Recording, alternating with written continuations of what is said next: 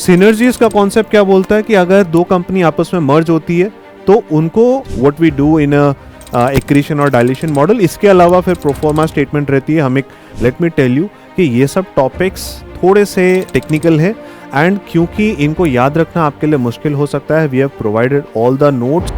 Hi, welcome to PW skills finance. मैं हूं C Kuldeep Sharma. आप देख रहे हैं investment banking interview preparation series. आज का हमारा सवाल है, walk me through a basic accretion and और dilution model. Now before I get into this, let me tell you कि ये सब टॉपिक्स थोड़े से मतलब टेक्निकल है एंड क्योंकि इनको याद रखना आपके लिए मुश्किल हो सकता है, we have provided all the notes resources in the comment section, okay, in the description. आपको वहां पर लिंक मिल जाएगा जहां से आप ये सभी क्वेश्चंस का, ये सभी लेक्चर्स का बिल्कुल एक प्रॉपर फॉर्मेट में आपको नोट्स दे दिया जाएगा एग्जाम्पल्स के साथ, जिससे आप उसको रेफर कर सकते हो and it will be helpful for you जब आप इंटरव्यूज के लिए तैयारी करोगे। Okay, so do check that out. आइए आते हैं हमारे क्वेश्चन की तरफ। Walk me through a basic accretion और डायल्यूशन मॉडल। इसका मतलब क्या है?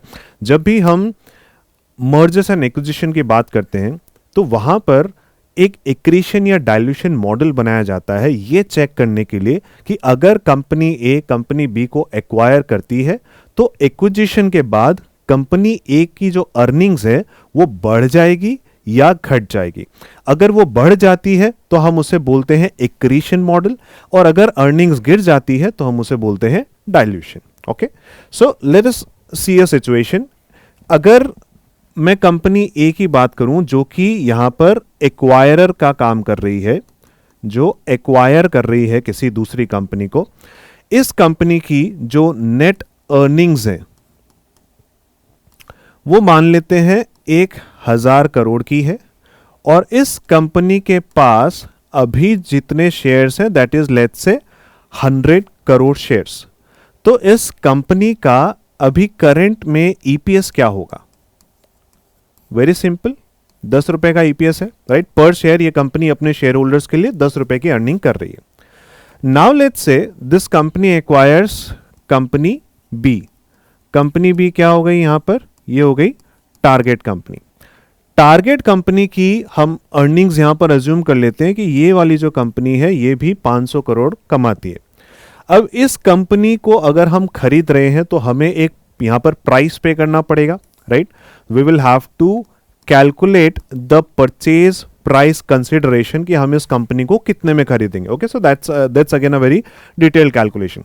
तो मान लेते हैं that comes out to 5000 crore कि हमको 5000 करोड़ में ये कंपनी मिल जाएगी जो हमको हर साल 500 करोड़ कमा कर देगी। Now this price can be paid via different modes, right? आप इस प्राइस को कैश में पे कर सकते हैं, आप इस प्राइस को डेट लेकर पे कर सकते हैं, आप इसको शेयर्स के थ्रू पे कर सकते हैं, स्टॉक के थ्रू, राइट? तो there can be different combinations. Let us assume कि ये कंपनी को ये कैश में परचेज कर रही है, आधा कैश से दे देते हैं और आधा डेट के थ्रू पे कर देते हैं, ओके? और स्टॉक के थ्रू 0 है। तो ये कंपनी का परचेज प्राइस पे करने का मोड हो गया। इसको पे करने के बाद ये जो अर्निंग्स है ये अब इसी कंपनी के साथ मर्ज हो जाएगी, राइट? तो अब ये इस कंपनी की नई अर्निंग कितनी हो जाएगी?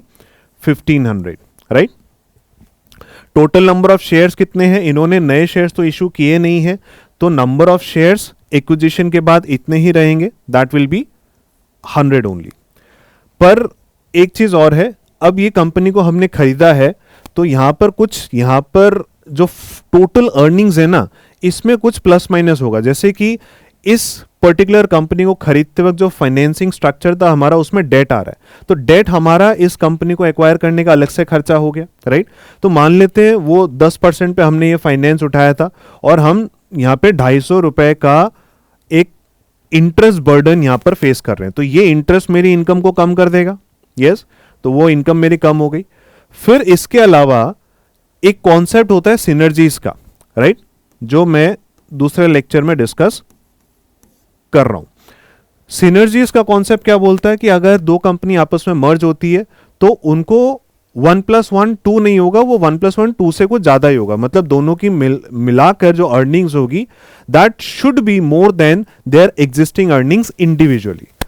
तो ये दोनों मिलाकर क्या 1500 की अर्निंग होनी चाहिए या उससे कुछ ज्यादा हो सकती है? उससे कुछ ज्यादा हो सकती है, राइट? सो लेट्स से उनको 50 का यहां पर एक सिनर्जी मिल जाता है, उनकी एडिशनल इनकम यहां पर हो जाती है।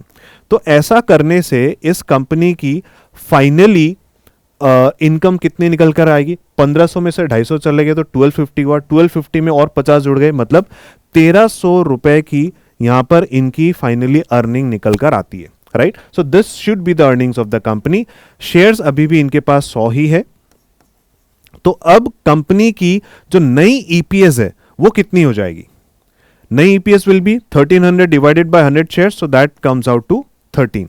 नई इनकम, नई ईपीएस कितनी हो गई? 13। Now simply answer this question. Company का ओल्ड ईपीएस कितना था? कंपनी का ओल्ड ईपीएस था 10 रुपए का। नया ईपीएस कितना है? 13 रुपए का। तो ये इंक्रीज हुआ है या डिक्रीज हुआ है? This has increase from 10 to 13, right. तो यहां पे कितने का एक्रीशन हमको देखने को मिल रहा है? 10 से 13 हो गया, मतलब 30% का यहां पर एक्रीशन हमको देखने को मिल रहा है, अगर ये एक्विजिशन होता है तो, अगर ये एमएनए ट्रांजैक्शन होता है तो। Okay, so this is what we calculate in a M and A model. एक एमएनए मॉडल, आप ये समझिए कि हर एक फाइनेंशियल मॉडल का एक एंड गोल है, एक पर्पस है, एक ऑब्जेक्टिव है।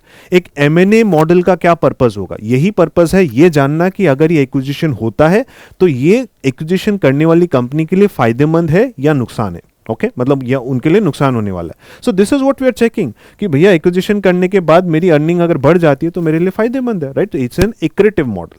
Alright, so that is what we do in a accretion और डायल्यूशन मॉडल। इसके अलावा फिर प्रोफॉर्मा स्टेटमेंट रहती है, हम एक कंबाइंड बैलेंस शीट वहां पर बनाते हैं दोनों ही कंपनीज को मर्ज करके, और फिर दोनों ही कंपनीज की मर्ज एंटिटी जो होती है फिर उसकी भी हम वैल्यूएशन करते हैं। इंडिविजुअल वैल्यूएशन भी होगी दोनों कंपनीज की, दोनों का डीसीएफ एनालिसिस भी रहेगा।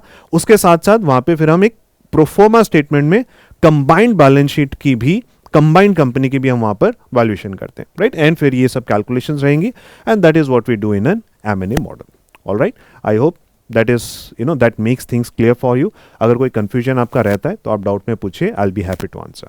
Alright, thank you.